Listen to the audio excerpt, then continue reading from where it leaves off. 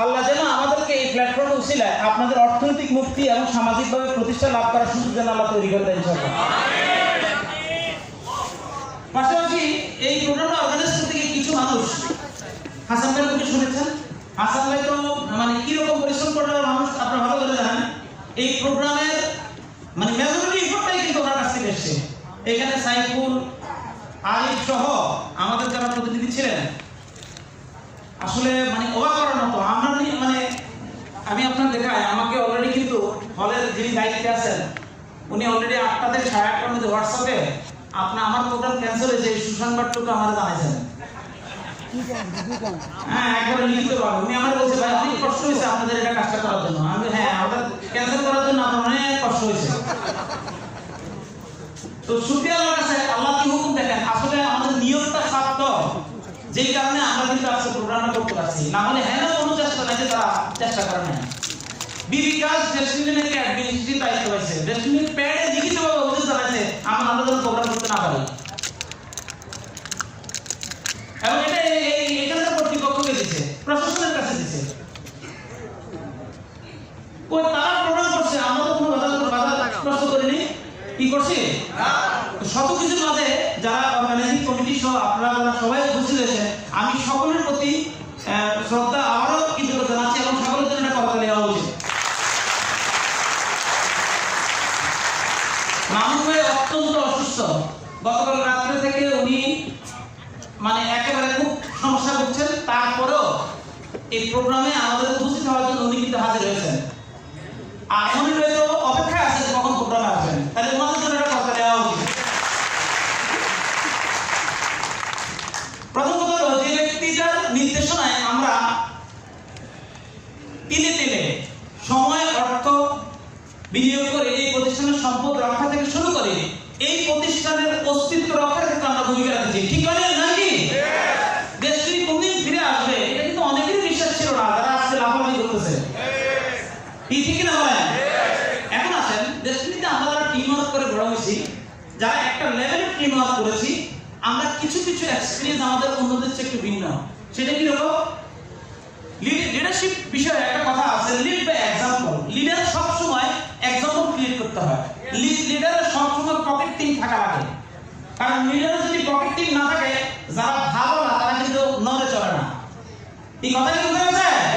কারণ লিডার ওই আমারই একজনকে দাঁড় করাইয়া উনি মানে কি করে ক্যাপাবিলিটি শো করতে হয়, তখন যারা যোগ্য তারা জায়গা ওঠে, এর আগে কিন্তু যোগ্যরা লাগে না। কি কথা বুঝতে পারছেন? রফিকুল আমিন স্যার যে কোনো লেভেলে ডিস্ট্রিবিউটর দিয়ে তিলে তিলে একটা প্ল্যাটফর্ম দাঁড় করাইছে, যে রেস্টুরেন্টের পক্ষে একটা গোষ্ঠীকে দাঁড় করাইছে। আমরা যারা আছি তো এইটা দাঁড়ানোর কারণে এদের এখন ঘুমে যাচ্ছে আর রেস্টুরেন্টটা আসছে। এখন আমি একজনের সাথে কিছুদিন আগে কথা বলছিলাম, সে আমাদের সাথে সম্পর্ক শুরু করছে, কিন্তু মাঝখানে অনেক বছর নাই। তার কথা শুনে মনে হচ্ছে এরকম সেই তো সবকিছু করে ফেলছে, আমি তো মনে নাই এখানে। তাহলে এইখানে এমন কিছু লোক এখন আমরা পাবো যে যারা ঘরে বসে বিশ্বাস শুধু জপছে, আর আমরা কিছুই করি নাই। কি কথা বোঝা যাচ্ছে?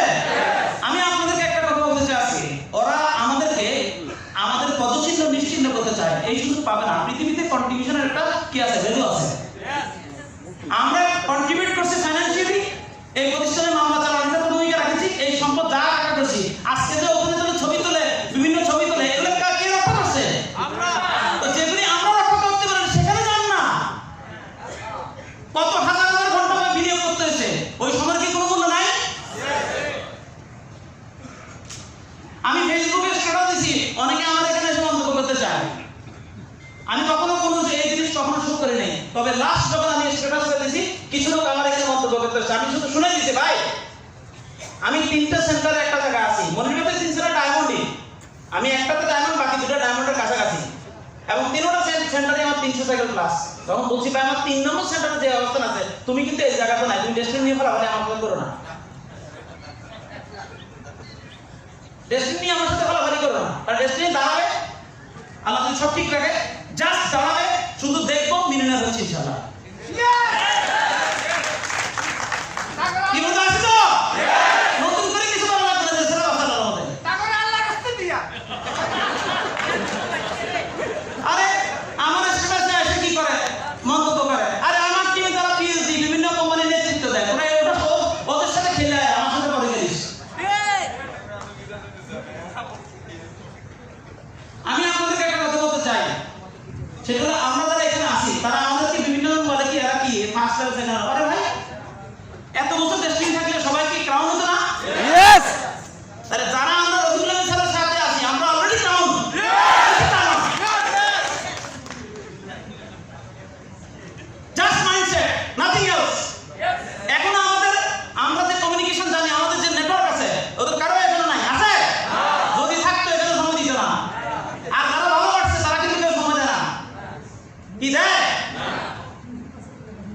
তো তাহলে আমাদেরকে নিয়ে মন্তব্য করার আগে আমি শুধু আজকে একটা কথা বলতে চাই, কথাগুলি বলতাম না।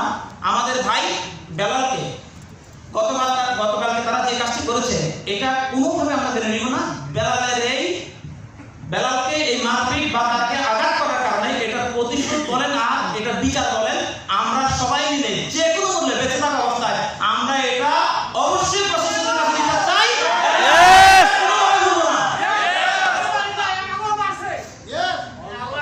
আজকের এই মিটিং থেকে একটা কথা বলতে চাই, জেনারেল স্যার মুক্তিযুদ্ধে কি করছেন? এই দেশ স্বাধীন করার জন্য ভূমিকা রাখছেন। তাহলে ওনাকে শুধু একটা কথা বলতে চাই, মুক্তিযুদ্ধ আপনি করেছেন ঠিক আছে, আপনার আল্লাহ আপনাকে সেটাকে নিয়ে গেছে, কিন্তু আমি আপনার কাছে এখানে বলতে চাই আমরা যারা 10 বছর এই প্রতিষ্ঠানকে গড়ে তোলার জন্য ভূমিকা রেখেছি, আমরা কিন্তু একটা অর্থনৈতিক যুদ্ধ করেছি, ঠিক না? কিন্তু আপনি যুদ্ধ দেখেছেন, যুদ্ধের একাংশ পুরো দেখেন নাই, কারণ পুরো যুদ্ধ করছে আমরা, পুরো যুদ্ধ আমরা করছি।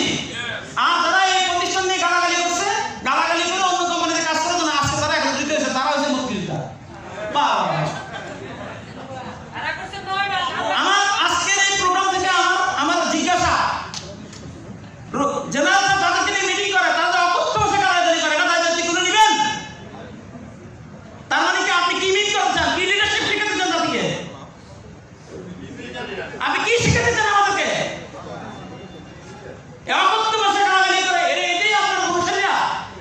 ওই আমরা তো রফিকুল স্যারের সাথে আছি, আমরা তো এই ধরনের কোনো আচরণ কখনো করি না, করবো না। আজকে লুটারাটি এতটুকু সহ্য করতে পারলো না যে আমাদের শুধু বলছে, তাও সরকার লাইসেন্স বাতিল করছে, সিটি কর্পোরেশন শুধু উনি বলছে এই জালিয়াতি করে তো করছে, তাই জালিয়াতি চক্রের কথা বলছে, এইটা সহ্য করা তাদের সামর্থ্য নাই। এত অধৈর্য কেন? ওরা আমাদের টাকা ফেরত দিবে? ওদের কাছে আমরা নিরাপদ? তবে আমরা যারা কন্ট্রিবিউশন করেছি আমাদের সাথে ঝামেলা করেন না। আমাদের ভিত্তি আপনি যদি মনে করেন পুদিলে উড়ে যাবে, ভুল করতেছেন। বরং আপনাদের তো অনেকে পাওয়া যাবে না, আমরা আছি কিন্তু শেষ পর্যন্ত আছি, কারণ আমরা ইতিহাস থেকে শিক্ষা নিয়ে আসি। আমরা যুদ্ধটাও শেষ সমাপ্তি করবো, যুদ্ধের পরে গঠন করার জন্য আমরা আছি। আমি এই মেসেজ দিতে চাই স্যারের তরফ থেকে, রফিকুল আমিন স্যার কি উদ্যোক্তাদের উদ্যোক্তা, উদ্যোক্তাদের উদ্যোক্তা, কি ঠিক না বলেন? কারণ ওনার যে মহাপরিকল্পনা, এর মধ্যে যে কোনো লোক এসে তার মেধা বিকাশ করার সুযোগ পায়, কি ঠিক কিনা বলেন? আমরা জানি ওনার কাছে সেই প্ল্যান আছে, আল্লাহ আমাদের সামর্থ্য দিয়েছেন। আমরা বিশ্বাস করি ডেস্টিনি পুরো দাঁড়াবো রফিকুল আমিন স্যারের মাধ্যমে, ঠিক কিনা বলেন? অন্য কারোর মাধ্যমে আসবে না, আমরা জানি এটা। যারা আসছে তারা নিজেরাই তো ভুখা। আমার একটা জিনিস অবাক লাগে, যারা আজকে মালিক দাবি করে তারা কি কোম্পানি আইন বোঝে না? ভাই রায় কি আসে এটা তো আপনারা এখন জানেন না। এমনও তো রায় আসতে পারে আপনার সকল সম্পত্তি বাজেয়াপ্ত হবে। এত দাম্ভিকতা দেখেন কেন? কিসের এত দাম্ভিকতা? এত দাম্ভিকতা তাড়াতাড়ি নিজের নামে যেগুলো আছে বেচেন, নিজের নামে সম্পদ যেগুলো আছে তাড়াতাড়ি বিক্রি করেন। রায় আসতেছে, কিন্তু রায় কি আছে আপনি জানেন না? কি বাসা কি বলেন? এত দাম্ভিকতা কেন দেখাচ্ছেন? এত কেন দাম্ভিকতা দেখাচ্ছেন? আমাদের বিনিয়োগকারীদের দাম্ভিকতা দেখায় না, কারণ আমরা এখনো কিন্তু মালিকদের বিরুদ্ধে কোনো আচরণ করছি। সুতরাং আমাদেরকে মালিক দেখায় না। এই প্রতিষ্ঠানের মালিকানা, কাগজপত্রের মালিকানা না হয়ে আমরা এই প্রতিষ্ঠানের মালিক হিসাবে ওন করে আমরা কিন্তু এই প্রতিষ্ঠান রক্ষা করার জন্য কাজ করেছি, করবো, একদম শেষ পর্যন্ত থাকবো। আছে তো? স্যার একটা ইনস্ট্রাকশন দিয়েছে সরকারের বিভিন্ন স্তরের থেকে, আমরা যে জানতে পেরেছি স্যারের বিষয়টা সরকারের কাছে স্পষ্ট। সরকারও চায় স্যারের মাধ্যমে সম্পদ বন্টন করতে। আমরা এই জিনিসটা, কারণ আসলে উনি না থাকলে আমাদের সম্পদের নিরাপত্তা নাই, বাকিরা লুণ্ঠন করবে, তা বাকিরা আমাদের দিবে এই বিশ্বাস আমাদের নাই। অলরেডি তারা জালিয়াতির মাধ্যমে প্রমাণ করছে তাদের অ্যাক্টিভিটিস দিয়ে। আমি আজকে ইনফর্ম করতে চাই, স্যার আমাকে যেটা বার্তা পাঠিয়েছেন যে ভ্যাকসিন রেজিস্ট্রেশন করার মতো, স্যার বের হওয়ার পর স্যার বলছেন একটা কমিটি করবে, সরকারের প্রতিনিধিরা থাকবেন, যারা যারা টাকা ফেরত দিতে চান এটা একটা রেজিস্ট্রেশন চালু করবেন।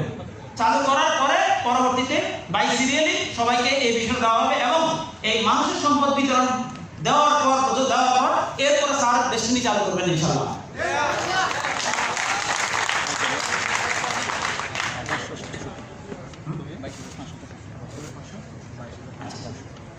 একটা সংবাদ আসছে, আমরা যারা এখানে কন্ট্রিবিউট করেছি মাশাআল্লাহ 22,564 টাকা হয়েছে আলহামদুলিল্লাহ। এই নগদের করে কিন্তু আলহামদুলিল্লাহ অনেক হয়েছে।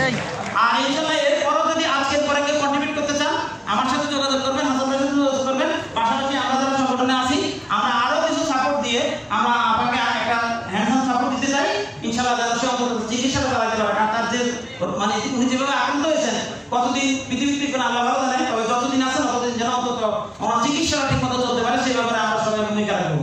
আপনাদের সকলকে এই বিষয়ে আবার ধন্যবাদ। তার মানে এই রেজিস্ট্রেশনের পরে স্যার ডেস্টিনি চালু করবেন এবং আশা করছি আমাদের প্রধানমন্ত্রী যেটা বললেন স্যারের মুক্তির পর পরে এদেশে এমএলএ দুয়ার খুলে যাবে। এই মামলা রায়ের পর পরে এমএলএ লাইসেন্সের দুয়ার খুলবে। এই লাইসেন্সের দুয়ার খোলার পরে কিন্তু অটোমেটিকলি এই দেশে এমএলএ প্রতিষ্ঠা হবে ইনশাআল্লাহ আশা করছি। এর মধ্যে স্যারের গাইডলাইন আমরা আশা করি অবশ্যই সরকার পক্ষে যারা আছেন, রাষ্ট্রের যারা দায়িত্বে আছেন তারা অবশ্যই নিয়ে এই শিল্পটাকে দাঁড় করাবেন, কারণ এটার মাধ্যমে শিল্প বিপ্লব ঘটানো সম্ভব। এই সিস্টেমের মাধ্যমে শিল্প বিপ্লব ঘটানো সম্ভব এবং আজকে মুক্ত বাজার যে অর্থনীতি সেই অর্থনীতিতে নিজের বাজার পুনরুদ্ধার করাও কিন্তু এই সিস্টেমের মাধ্যমে সম্ভব। সুতরাং গভর্নমেন্ট এটাকে অবশ্যই কি করবেন, আর এটার মাধ্যমে লক্ষ লক্ষ উদ্যোক্তা সৃষ্টি হবে যে উদ্যোক্তারা দেশে এবং বিদেশ থেকে কারেন্সি আইন করে এই দেশকে অর্থনৈতিকভাবে দাঁড় করানো এই শুধু এই সিস্টেমের মাধ্যমে কিন্তু সম্ভব। তো ইনশাআল্লাহ এটা করবেন। পাশাপাশি বিশেষ করে আমরা যারা বিভিন্ন কোম্পানিগুলো করা হয়েছে আমাদের মাধ্যমে, স্যার শুধু একটা কথা বলছেন এমএলএম এর নীতিমালা লাইসেন্স পাওয়ার আগ পর্যন্ত আমরা যারা কোম্পানিগুলো করেছে তাদেরকে বলছে ধৈর্য ধরার জন্য, এবং স্যার বলছে প্রচলিত ব্যবসায় প্রত্যেককে সার্ভাইভাল এবং হ্যান্ডসাম ইনকামের রাস্তা পরিকল্পনা সবকিছু ওনার তৈরি করা আছে ইনশাআল্লাহ। এবং উনি অলরেডি বড় বড় দুটো শিল্প প্রতিষ্ঠানের সাথে অলরেডি কথা বলে রেখেছেন। আসার পর পরেই ওই প্রতিষ্ঠানগুলোর সাথে জয়েন্ট ভেঞ্চারে গিয়ে আমরা দেশের প্রচলিত ব্যবসায় ব্যবসা করব যতদিন এমএলএম লাইসেন্স আমরা ডেস্টিনির মাধ্যমে না পাই। কি কথাটা কি বুঝা গেছে? ওটা লাইসেন্স পাওয়ার পরে ডেস্টিনি চালু হবে ইনশাআল্লাহ। এর মধ্যে মানুষের টাকা দেওয়া থেকে শুরু করে আরো যত জিনিস আছে সেই কাজগুলি করা হবে। তো আমি আপনাদেরকে ইনফর্ম করতে চাই আমরা যারা আজকে যুদ্ধ দিয়েছিলাম এমন একটা স্ট্রাকচার স্যার তৈরি করেছে, এখানে আমাদেরকে অর্থনৈতিকভাবে দাঁড়াতে সময় বেশি লাগবে না ইনশাআল্লাহ। যারা কোম্পানিগুলোর স্ট্রাকচার বুঝে ফেলছেন তারা বুঝতে পারতেছেন যে ব্যক্তির ইনকামের আগে কার ইনকাম আসবে। কার ইনকাম আসবে? কোম্পানি। শুধু কোম্পানির ইনকাম যদি ফিক্স হয় তাতে কিন্তু প্রতিটা শেয়ার হোল্ডার ডাইরেক্টর মানে স্মার্ট ভাবে সার্ভাইভ করতে পারবে। পারবে কিনা বলেন? সুতরাং আমাদের চিন্তার কোনো কারণ নাই। স্যারের কাছে যে প্ল্যান আছে আর আমাদের যে মার্কেট আছে আর আমরা যে দক্ষ জনশক্তি, আর এতদিনে আমরা যারা দুঃসময়ের দিনে টিকে আছি আমাদের অনেক অভিজ্ঞতা নাই, কিন্তু একটা অভিজ্ঞতা হয়েছে। সেটা কি জানেন? সেটা হলো দুঃসময় দুর্দিনে কিভাবে দুঃসময় মোকাবেলা করতে হয়। এই পৃথিবীতে শ্রেষ্ঠ অভিজ্ঞতা হলো সেই অভিজ্ঞতা। মানুষের জীবনে পারিবারিক বা আমাদের জীবনে কি না ঘটছে, পরিবার সমাজ সম্পৃক্তি কে আমাদেরকে ভালোভাবে দেখে, তাহলে এত কিছু হ্যান্ডেল করে আমরা এখনো বেঁচে আছি। আছি কি না বলেন? সুতরাং আমাদের যে অভিজ্ঞতা আছে শুধুমাত্র এই অভিজ্ঞতা দিয়ে আমরা ঘুরে দাঁড়াতে পারবো। তাহলে আমরা হয়তো কিছু করার সুযোগ পাই নাই, তারপরও একটা সুযোগ তৈরি হয়েছিল, একটা প্ল্যাটফর্ম তৈরি হয়েছিল, কিন্তু দুষ্কৃতিকারীরা লুণ্ঠনকারীরা পরিকল্পিতভাবে আমাদের ব্যবসাটাকে কি করে ফেলছে। তো কোনো অসুবিধা নাই, যেহেতু মামলার রায় আশা করছি দুদক অনেকগুলো ডকুমেন্ট দিতে দেরি করছে, না হলে ডিসেম্বরের মধ্যে কিন্তু স্যারের শুনানি কমপ্লিট হয়ে যাবে। আমরা আশা করছি জানুয়ারি মাসের প্রথম 10 দিনের মধ্যে, প্রথম সপ্তাহের মধ্যে স্যারের শুনানি কমপ্লিট হবে এবং শুনানি যেটা আছে এটা জানুয়ারির মধ্যে শেষ হবে। তবে ফেব্রুয়ারিতে রায় হওয়ার সম্ভাবনা এরকম একটা পরিস্থিতি আছে, আপনারা যারা নিয়মিত খবর রাখেন তারা জানেন। সুতরাং ভয় বসার কোনো কারণ নাই। এটা হলো একটা মামলা। আর দ্বিতীয় মামলা, এই মামলা রায় হয়ে যাওয়ার পরে সাথে সাথে ওই মামলা কিন্তু অটোমেটিকলি জামিন পেয়ে যাবেন। যারা আইনজ্ঞ আছেন তারা ভালো জানেন, আর যারা না জানেন এটা পরে ব্যাখ্যা নিয়ে নেন। সুতরাং হতাশার কোনো কারণ নাই। সরকার স্পষ্ট বলে দিয়েছে 3 মাসের মধ্যে এটা নিরসন করতে চায়। তাহলে 3 মাস হলো জানুয়ারি মাস পর্যন্ত। কয় মাস? এখন ডকুমেন্ট দিতে দেরি হওয়ার কারণে যদি 1 মাস দেরি হয় কিছু করার নেই। কি কিছু করার আছে? তার মানে ফেব্রুয়ারির মধ্যে আমরা স্যারকে পাবো এরকম একটা আশা আমাদের আছে। আমরা আজকে এই প্রোগ্রামের মাধ্যমে আমি আমার জায়গা থেকে দাবি করছি, যারা আমাদের এই প্রতিষ্ঠানের জালিয়াতি করে, ট্রেড লাইসেন্স করে, ব্যাংক অ্যাকাউন্ট করে আমাদের অ্যাকাউন্টের টাকা এবং সম্পদ লুণ্ঠন করার পায়তারা করছে, আমরা তাদের এই কর্মকাণ্ডের তীব্র প্রতিবাদ জানাই এবং তাদেরকে দ্রুত